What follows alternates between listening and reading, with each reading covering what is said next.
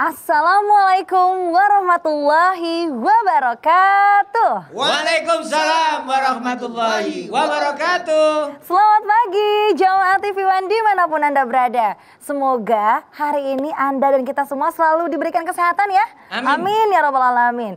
Nah, ngomong-ngomong nih tentunya kita kembali hadir bersama Anda di program kesayangan kita, apalagi kalau bukan di rumah Mama Dede.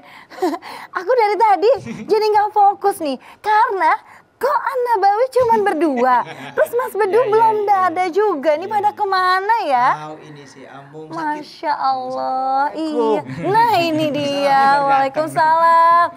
Mas Bedu. Mana berdua aja kayak sendal. Mas Bedu dari mana? Kok baru datang Aku terlambat? habis ngecek kesiapan panitia kurban.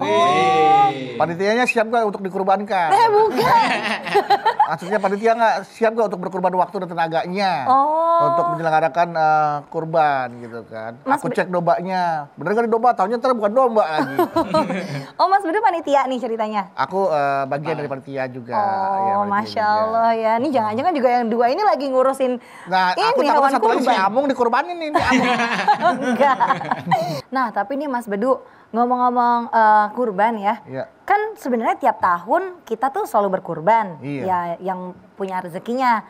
Tapi itu memang sih dianjurkan oleh nabi-nabi sebelumnya. Cuman kita kenapa harus tiap tahun gitu ya kurbannya? Lah kita juga tiap detik napas, kenapa harus napas? Oh gitu ya. Kenapa harus napas lagi gitu kan? Juga ya. Yang penting gitu, nggak tahu deh. Tahu kalau itu ntar tanya mama aja dah. Yang lebih ngerti mama kayaknya. Iya Tanya ya. mama aja masalah itu. Assalamualaikum. Waalaikumsalam. Teman kalian pada kemana? Jadi korban semua. Masya Allah. Mas. Mudah-mudahan ini korban yang terakhir. Bener udah, Mang? Alhamdulillah mah. Pangestu. Lagi korban kenapa? Korban hati ya bukan mah. Ini ngomong-ngomong kurban mah. Kan tiap tahun Mas Bedu kurban. Kurban. Alhamdulillah Mama juga pasti kan kurban. Ini pada kurban. Nah kalau dipikir-pikir kok tiap tahun selalu kurban gitu loh Mah. Apa gitu? Kenapa hal setiap tahun mendasarnya? harus kurban Kenapa gitu, gitu? Mah? Gitu. Oh, kenapa harus Jadi kurban korban? tuh sebenarnya buat apa sih mah? Gitu. Oke. Bismillahirrahmanirrahim. Assalamualaikum warahmatullahi wabarakatuh. Waalaikumsalam warahmatullahi wabarakatuh. Alhamdulillah dzikrihi tatmainal quluba bi fadlihi tughfaru dzunub asyhadu an la ilaha illallah al khaliqul ma'bud wa asyhadu anna muhammadar rasulullah shariful maud. Fassalawatullahi wassalamuhu ala sayyidina Muhammadin Allahumma sholli wa sallim. wa ala alihi wa ashabihi wa ahli taqwa wa ma'rifatihi wa man tabi'ahum bi isanin ila yaumidin. Kenapa harus berkorban? Allah berfirman, "Inna a'toina kal kautsar, fasholli li rabbika wanhar." Sesungguhnya betapa banyak nikmat karunia yang Kau berikan kepada kalian. Maka sholatlah kalian untuk Tuhanmu, wanhar, berkorban. Tuh. Kalau Zahra nanya kenapa harus berkorban? Lihat ayat yang pertama. Telah aku berikan kepada kalian nikmat yang sangat banyak. Lalu kata Allah, sholat untuk Tuhanmu. Kemudian berkorban. Artinya apa? Kenapa diperintahkan kita berkorban? Mensyukuri nikmat Allah. Jelas Zahra? Iya Mah. Allah berfirman, wa in ta'uddu nikmatallahi la tusuha. Kalau kalian menghitung nikmatku, nggak bakalan kehitung. Coba, orang pada sakit kita sehat, nikmat nggak? Nikmat. Orang punya mata nggak bisa ngelihat walaupun melotot kita bisa melihat. Masya Allah. Orang punya mulut nggak bisa bicara, kita bisa bicara. Dan seterusnya mensyukuri nikmat Allah. Kita tahu sejarah berkorban. Pada malam ke-8 Nabi Ibrahim bermimpi diperintahkan menyembelih anaknya Ismail. Pagi hari Nabi Ibrahim berpikir ini perintah Allah atau emang godaan setan. Berpikir bahasa Arabnya tarawa, kata benarnya tarwiyah.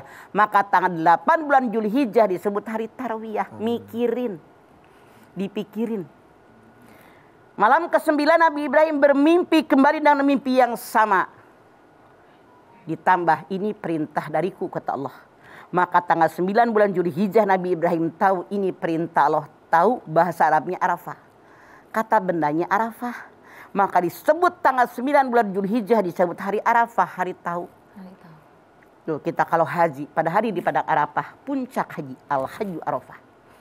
Tahu siapa saya, siapa yang menciptakan saya, hidup di buminya Allah, rezeki dari Allah, akan mati kembali kepada Allah, mempertanggungjawabkan apa yang kita kerjakan di alam dunianya Allah. Tuh, tahu. Tapi Nabi Ibrahim belum tahu kapan pelaksanaan penyembelihan ini. Masya Allah, malam ke-10 Nabi Ibrahim bermimpi dan mimpi yang sama, diperintahkan penyembelihan paling cepat besok setelah sholat Idul Adha. Tuh, jadi waktunya menyembelih korban itu habis sembahyang Idul Adha hari tasyrik tanggal 10, 11, 12, 13 dur maghrib habis 4 hari. 4 hari mah. Ini waktunya berkorban. Jadi Nabi Ibrahim, kan kita dalam sejarah, sekian puluh tahun berdoa kepada Allah selalu, Rabbi habli minas solihin, As-Sofat ayat 100. Ya Tuhanku, berikanlah kepadaku anak yang soleh. Puluhan tahun berdoa baru dikabul. Ternyata begitu anaknya sudah agak besar, bisa menolong, membantu kerjaan orang tuanya. Ada lihat As-Sofat 102. Palamma balago ma'u sa'ya qala ya bunayya inni ara fil manami anni adbahuka fanzur mada tara. Lalu ayah Nabi Ibrahim ini, dia bilang sama anaknya, ketika anaknya sudah mulai bisa menolong ayahnya. Kalau anak-anak bisa ngebantuin ayahnya mungkin usia 8, 9, 10, 12 tahun kan. Yeah. Jadi berbeda pendapat ulama, tidak usah masalah. Yang jelas anak ini sudah bisa membantu kerjaan ayahnya. Lalu ayahnya bermimpi. Diperintahkan menyembelih putranya Ismail yang sekian puluh tahun dia mendambakan seorang anak. Sejarah mengatakan Nabi Ibrahim bilang sama istrinya Siti Hajar, mandikan anak kita, pakaikan pakaian yang terbaik, kemudian pakaikan minyak yang terwangi yang kita miliki. Ketika mereka akan berangkat, Siti Hajar bertanya, mau kemana kalian? Nabi Ibrahim mengatakan, kami berdua akan bertamu ke rumah yang sangat mulia. Berjalan. Di tengah jalan, yang namanya anak usia 8 sampai 12 tahun kan loncat-loncatan. Lari sana, lari sini. Setan bilang, Ibrahim, puluhan tahun pengen punya anak. Begitu anakmu sudah ada, kenapa engkau akan menyembelihnya? Terus digoda. Nabi Ibrahim tidak tergoda, setan balik ke rumahnya. Hajar, tahu nggak kamu akan kemana suamimu? Siti Hajar mengatakan, suami saya berbicara, mengatakan mereka akan bertamu ke rumah yang mulia. Kamu lihat suami kamu bawa pisau amat tambang? Lihat. Karena suamimu akan menyembelih anakmu. Kata Siti Hajar, belum pernah saya melihat ada seorang ayah menyembelih anaknya. Setan menggoda Siti Hajar karena suamimu mengira ini perintah Tuhan. Apa jawaban Siti Hajar? Kalau emang itu perintah Tuhanku, jangankan anakku, aku pun rela untuk disembelih. Bayangkan betapa mental, kekuatan iman, akidah Siti Hajar luar biasa sampai dia menjawab, jangankan anakku, kalau aku pun diperintahkan disembelih, aku rela. Saking kuatnya. Luar biasa. Baik jamaah, setelah ini kita akan lanjutkan lagi bagaimana sejarah mengisahkan tentang kenapa kita harus berkurban. Dan saat lagi tentunya kita akan kembali lagi. Jadi jangan kemana-mana, tetaplah bersama kami di Rumah Mama Dede.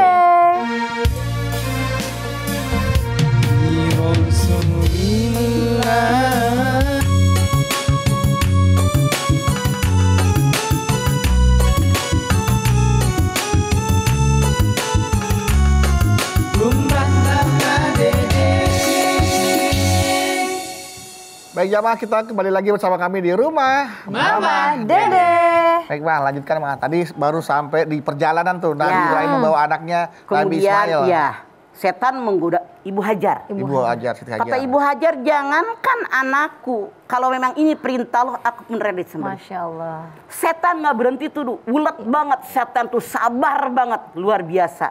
Yang digoda sekarang anaknya. Ismail. Ismail, mau kemana engkau? Kata ayah, mau jalan-jalan bertamu ke rumah yang mulia. Terus digoda, Ismail marah, ambil batu ditimpu. Makanya dulu sebelum zaman sekarang, yang namanya jumroh itu, jumroh yang pertama bulat, jumrah yang kedua bulat, jumrah Aqabah itu setengah lingkaran. Karena nempel di bukit, itu udah sampai ke bukit tempat penyembelihan. Gitu, tapi sekarang mah udah beda bentuknya kan, udah 5 lantai sekarang mah beda. Iya. Nah sekarang sampai di kaki bukit, namanya Itu adalah Jabal Kurban. Kalau kalian pernah ke Makkah akan tahu itu. Nabi Ibrahim bilang, udah sampai sini yuk, nak. Terus dia cerita, falamma balago mahu saya qala ya bunayya inni arafil manami anni adbahuka fanzur mana tara. Ayah melihat dalam mimpi ayah diperintahkan menyembelihmu. Bagaimana pendapatmu? Pelajaran buat kita dari Allah. Walaupun anak darah daging kita, anak turunan kita, tapi tetap dia punya prinsip. Wajib ditanya.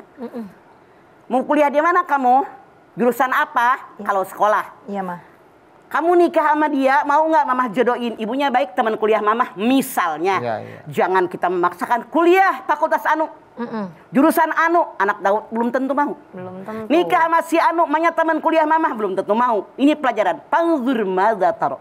Bagaimana pendapat wahai anakku? Kemudian apa jawab Ismail yang luar biasa? Ya abatib almatu maru satajiduni insyaallah minas sabirin. Wahai ayah yang aku cintai, kerjakan perintah Allah, insya Allah ayah mendapatiku sabar. Bayangkan. Masya Allah. Disembelih sabar. Kenapa doa Nabi Ibrahim as-Sofat ayat 100? Setiap saat berdoa Robbi habli minas solihin dikabul oleh Allah. Ayahnya nanya, kira-kira nak, apa syarat yang kau ajukan biar ayah nggak begitu sedih, engkau nggak begitu sakit? Ada 5 ya. 1, buka nih baju, simpan. Nanti kasih mamah buat kenangan. Kasih.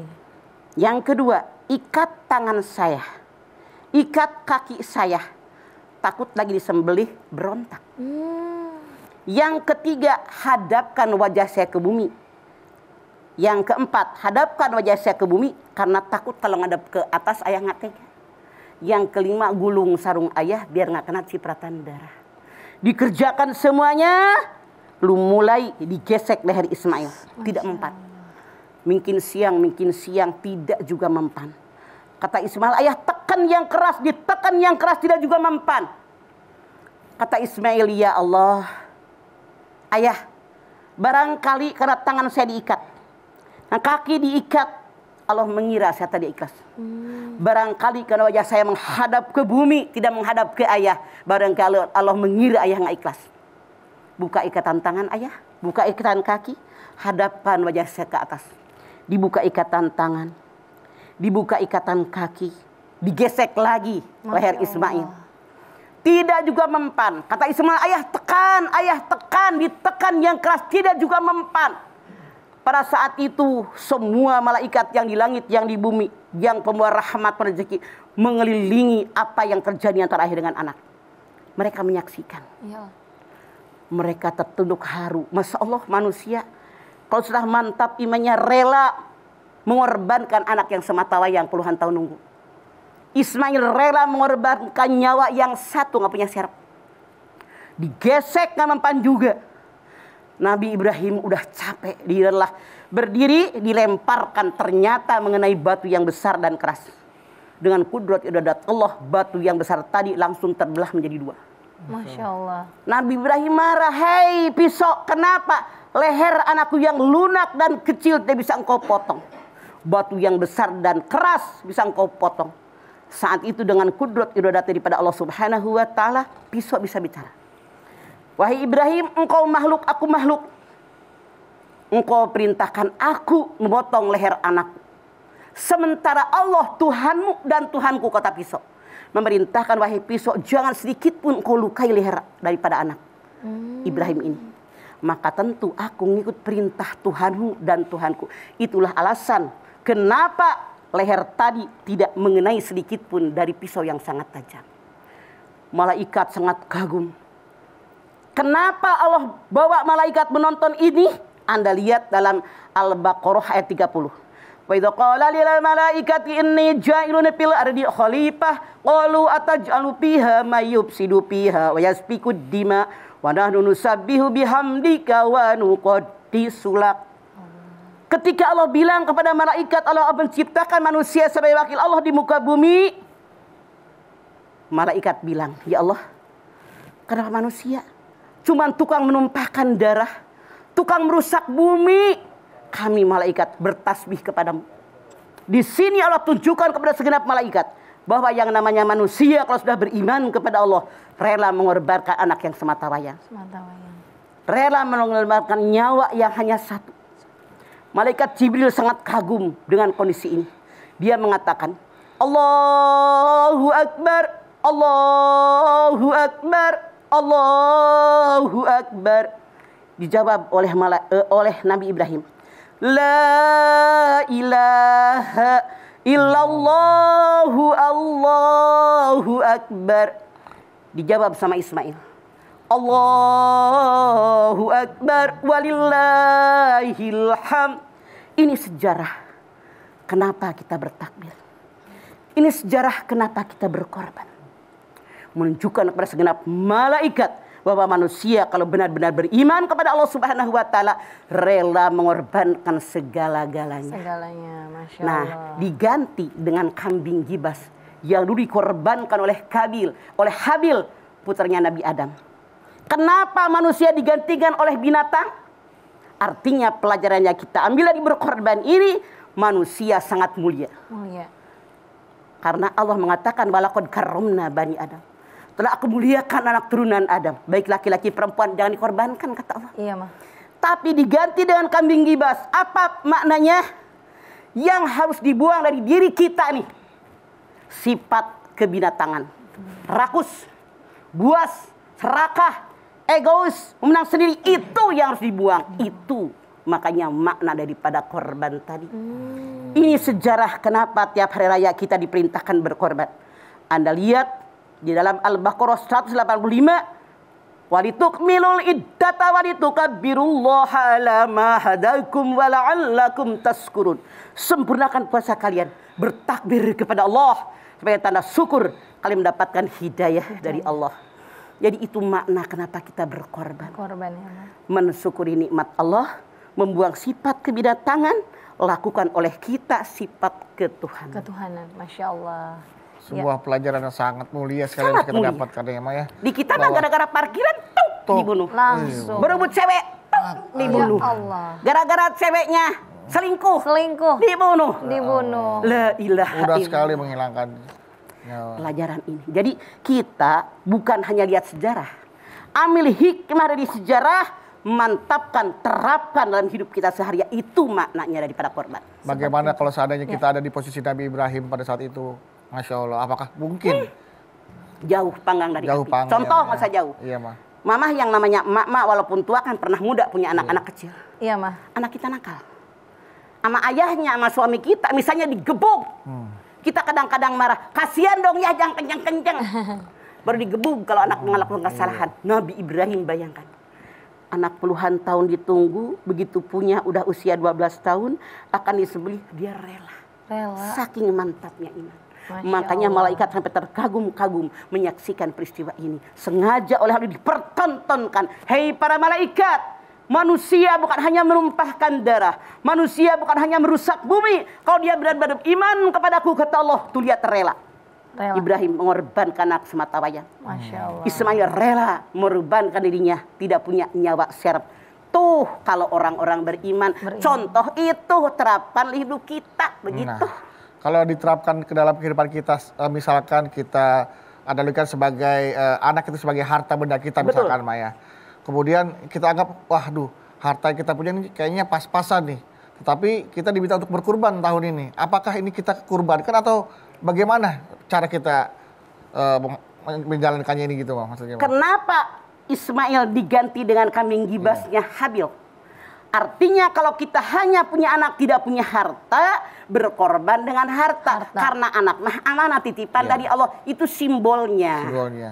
Tapi kalau seandainya kita sekarang tidak punya harta sama sekali, tapi masih punya motor dua misalnya, yang satu dipakai satu nggak dipakai, kan boleh jadi begitu. Betul.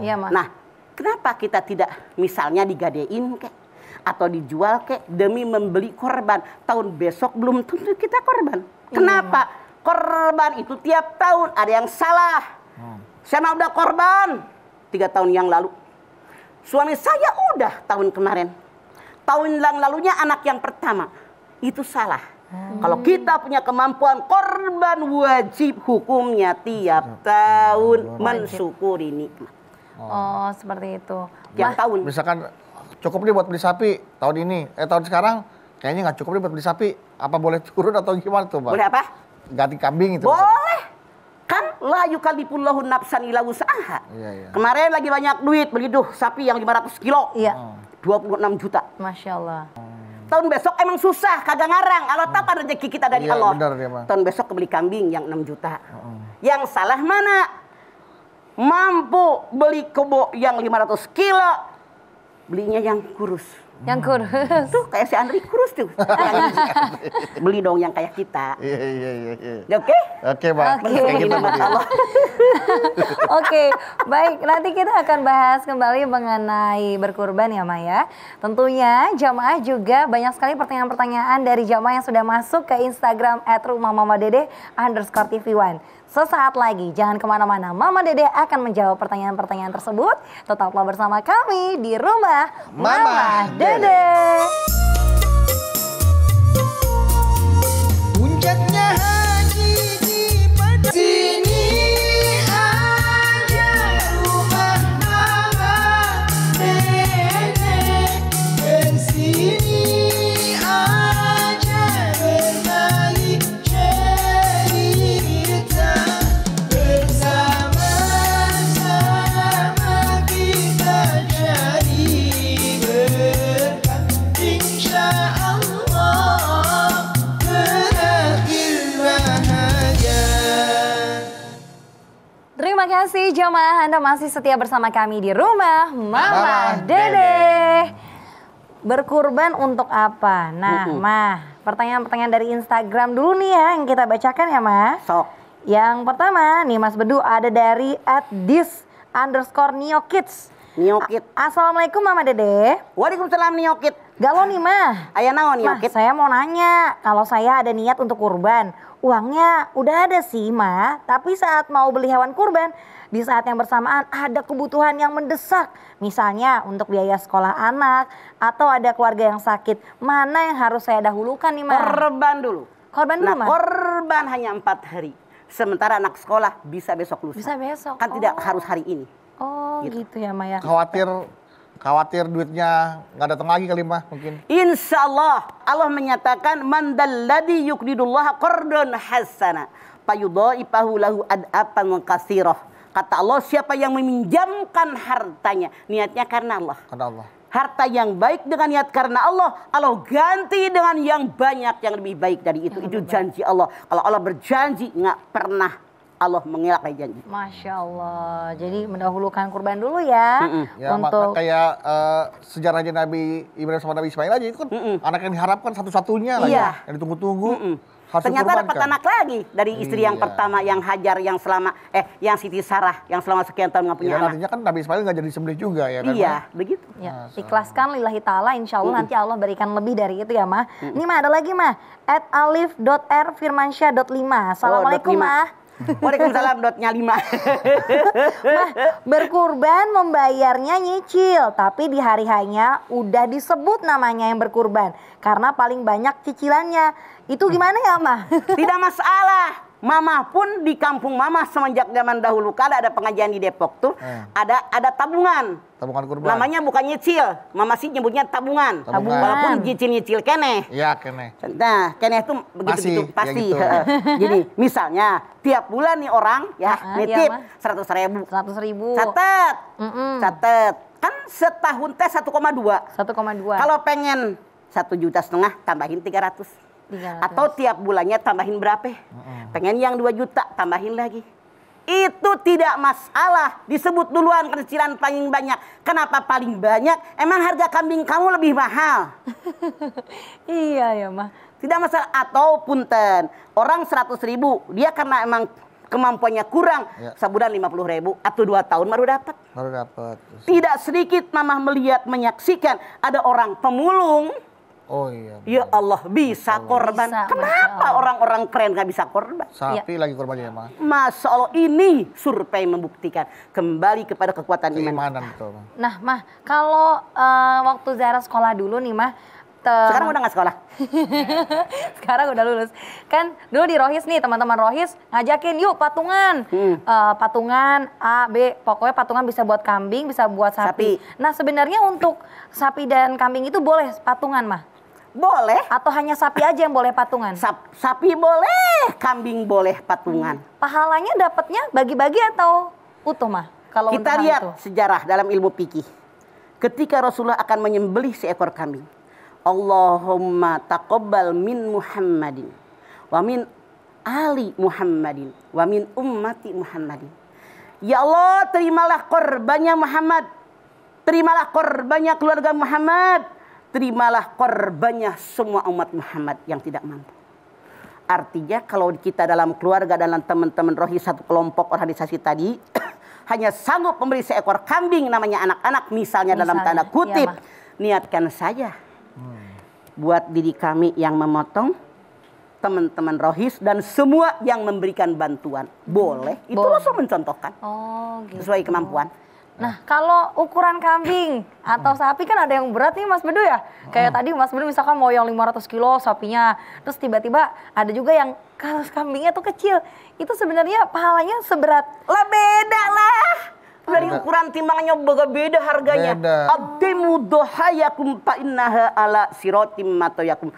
Perbesarlah korban yang kalian potong. Nah, korban itu akan menjadi kendaraan ketika akan menjembatani siratal mustaqim. Oh, Masya Allah. Jadi lebih berat, lebih sesuai besar. duit yang kita punya. Gitu. Kalau pakai kambing baru 3 bulan mah lemes tuh. Gak bisa. Kak sah. Karena minimal 1 tahun. Oh, minimal 1 tahun ya. Ada syaratnya. Itu buat sate nih 3 bulan. Gini ya, maaf, Bedu, Zahra dengerin. Iya, Mah. Yang namanya mamah misalnya punya duit 6 juta, beli kambing yang 6 juta. Kambing 6 juta. Yang penting mah kambing we.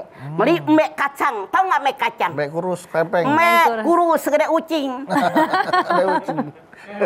Itu 1.200.000 Iya. yang Iya, kecil. Sama-sama embek, tapi gedenya beda.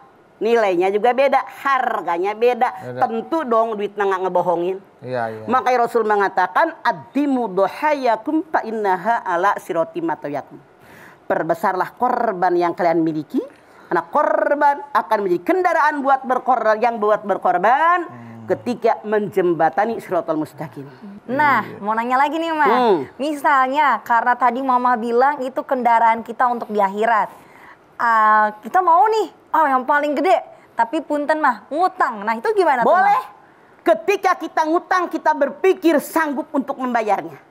Atau mungkin punya cincin, atau punya gelang emas, dan seterusnya. Kalau dijual, bisa menutup hutang saya. Yang salah mana? Ngutang buat korban masih banyak utang. Kapan lu bayarnya? Kapan lunasnya? Nah, ini Iya, berkaitan dengan ini nih, Mang.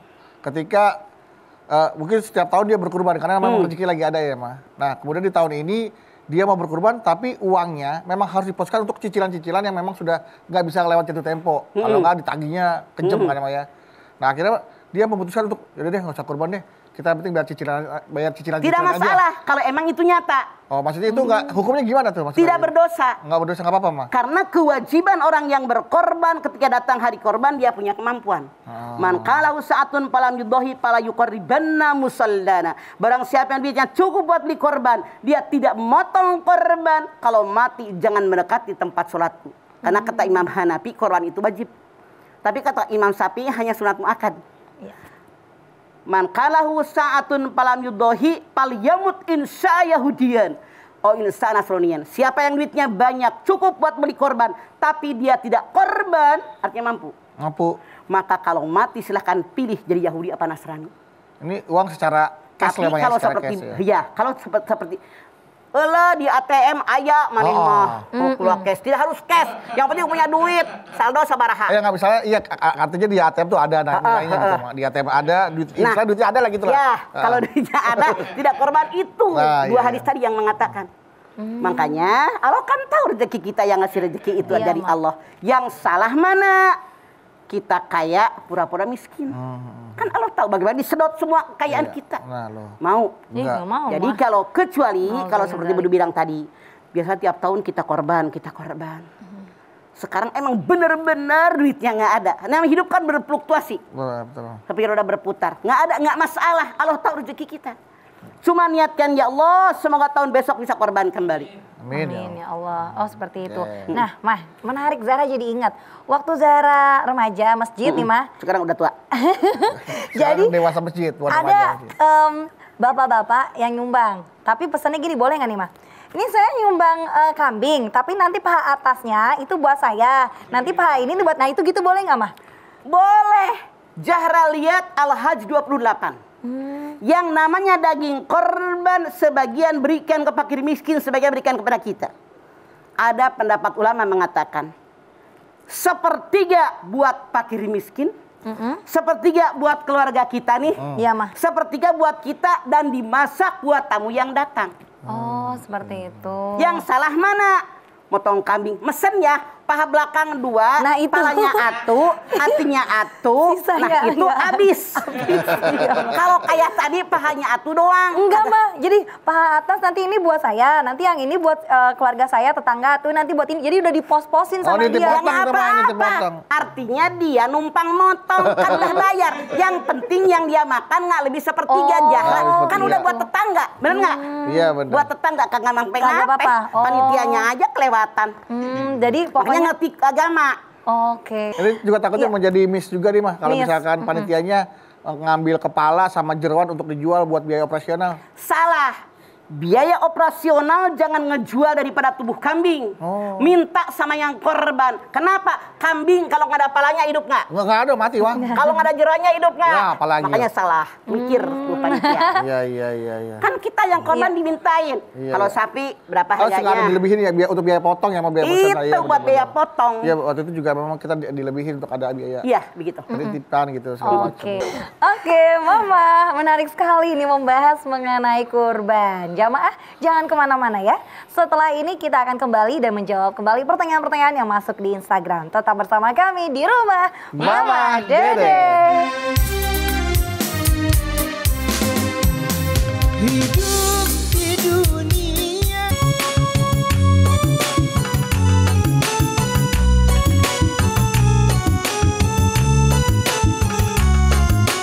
Mama Dede. Bapak Ibu jamaah, Anda masih bersama kami tentunya di Rumah Mama Dede. Masih ada Zahra? Berkurban. Untuk apa berkurban? Tadi udah dijawab oleh Mama. Nah, tapi ini ada pertanyaan lagi nih, Mah. Dari Instagram @anajanilis nih, Mah. Ana Janilis. Assalamualaikum, Mah. Waalaikumsalam Janilis. warahmatullahi Galau nih, Mah. Ada Mau apa? nanya, sebenarnya berkurban atas nama orang tua yang udah meninggal itu boleh nggak ya, Mah? Karena ada yang ada yang bilang kalau berkurban untuk orang tua yang sudah meninggal bukan berarti orang tua kita itu sudah melakukan kurban, tapi yang sampai adalah amalan si anak yang berkurban, walaupun tidak atas nama orang tuanya. Maksud pertanyaan saya gini, Mah, bagaimana pahala kurban untuk orang yang sudah meninggal? Apakah masih bisa, Mah? Terima kasih. Bisa. Kita kembali kepada ketika Rasulullah SAW akan motong korban. Allahumma taqabbal min Muhammadin wa min ali Muhammadin wa min ummati Muhammadin. Nabi Muhammad masih hidup. Keluarganya ada yang hidup, ada yang udah meninggal. Umat Nabi ada yang masih hidup, ada yang udah meninggal. Artinya dari hadis tadi, dari doa Rasulullah sallallahu alaihi wasallam menyadarkan kepada kita yang mati pun kalau diniatkan oleh kita dapat pahala. Terima kasih Mama tausiahnya hari ini mengenai berkurban untuk apa. Tentunya tadi jamaah yang sudah menyimak, Mama juga sudah sampaikan bahwa berkurbanlah kita apabila kita sudah masuk dalam kategori mampu. Karena dengan berkurban itu menghilangkan sifat kebinatangan, sifat-sifat buruk dan mendekatkan diri kita pada sifat ketuhanan. Masya Allah. Yuk kita berdoa, Mah, tutup acara Yuk. hari ini.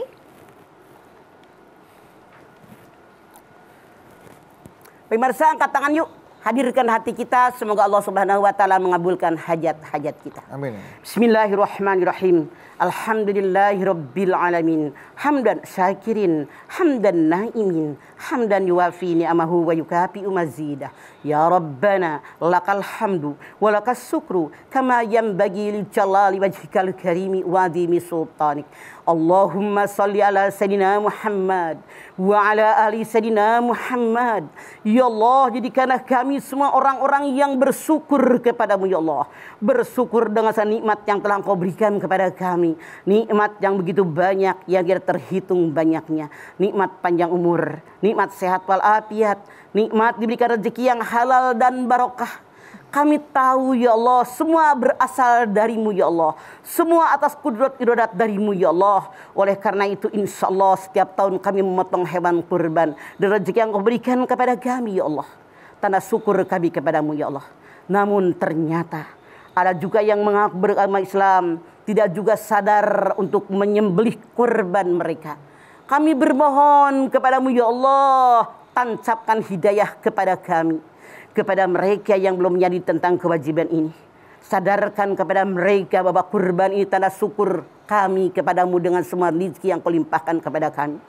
Tanamkan dalam diri kami bahwa kurban yang kami potong tidak seberapa banyak dibanding dengan nikmat yang Kau berikan kepada kami ya Allah. Tanamkan dalam dada kami keimanan dan ketakwaan darimu ya Allah. Terimalah amal ibadah kami. Terimalah iman Islam kami. Terima pula ya Allah korban kami selama ini ya Allah. Ampuni dosa kami, dosa orang tua kami, dosa anak turunan kami ya Allah. Tunjuki kamu jalanmu yang lurus. Rabbana taqabbal minna innaka antas samiul alim wa tub alaina innaka antat tawwabur rahim. Rabbana atina fid dunya hasanah wa fil akhirati hasanah wa qina adzabannar. Subhana rabbika rabbil izzati amma yasifun wa salamun alal mursalin walhamdulillahi rabbil alamin. Alhamdulillahirabbil alamin. Terima kasih jamaah atas perhatiannya, Mama Dede. Terima kasih, Ma, buat ilmu dan tausiahnya. Zara, terima kasih ya. Sama-sama, Nabawi, Mas Bedu. terima kasih. Dan sekali lagi terima kasih jamaah telah menyaksikan Rumah Mama Dede. Jangan lupa saksikan terus Rumah Mama Dede setiap hari Senin sampai dengan Jumat pukul 8 pagi hanya di TV One. Dan jangan lupa juga untuk ikuti dan follow akun Instagram kami di @rumahmamahdede_TV1. Insya Allah kita ketemu lagi di episode berikutnya. Tentunya hanya di Rumah Mama Dede. Kami pamit. Wassalamualaikum warahmatullahi wabarakatuh. Waalaikumsalam. Allahumma salli ala Muhammad, ya Rabbi salli alaihi wa sallim.